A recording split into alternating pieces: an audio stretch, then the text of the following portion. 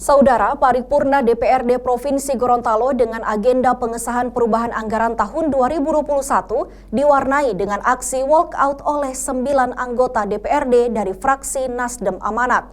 Aksi tersebut dilakukan sebagai bentuk penolakan terhadap perubahan anggaran yang mengalokasikan dana untuk pengadaan mobil dinas 4 pimpinan DPRD. Salam sejahtera bagi kita sekalian.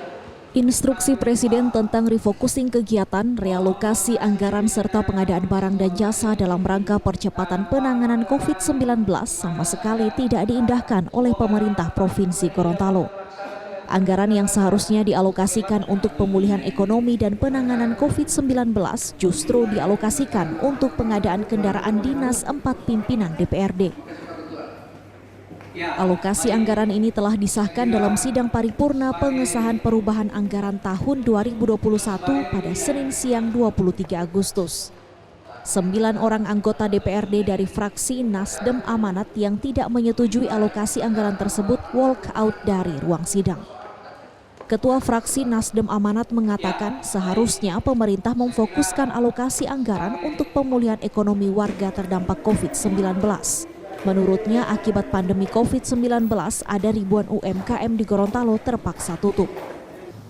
Misalnya di dalam belanja modal yang kami sebut di dalam sorotan kami adalah belanja pengadaan tanah. Di mana belanja pengadaan tanah, yang kami sesalkan adalah kenapa tidak dianggarkan di APBD Induk.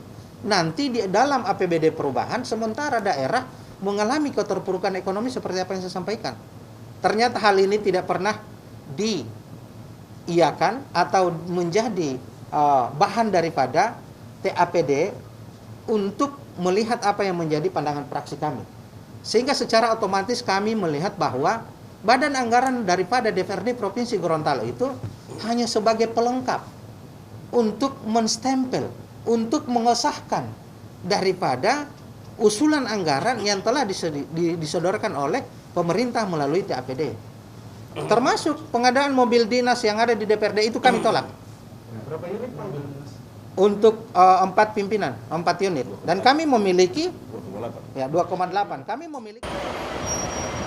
Wakil Ketua DPRD Provinsi Gorontalo yang dimintai tanggapan terkait ini menyatakan sejak awal tawaran pengadaan Mopnas sudah ditolak 4 pimpinan DPRD. Namun pihak Pemprov bersikukuh menganggarkannya. Karena dari 2019 sejak tanggal 19 September kami menggunakan kendaraan yang lain sementara tidak ada dalam ketentuan undang-undang. Kami bersabar Pak, kami kehilangan 13 juta dana transport. Berarti intinya dari 4 pimpinan dewan menolak. Menolak. Berarti dari pemerintah yang iya. Alasan pemerintah bahwa itu bukan mobil hak pimpinan, tapi hak pemerintah daerah harus melengkapi itu. Berapa banyak Pak untuk Keempat anggota DPR.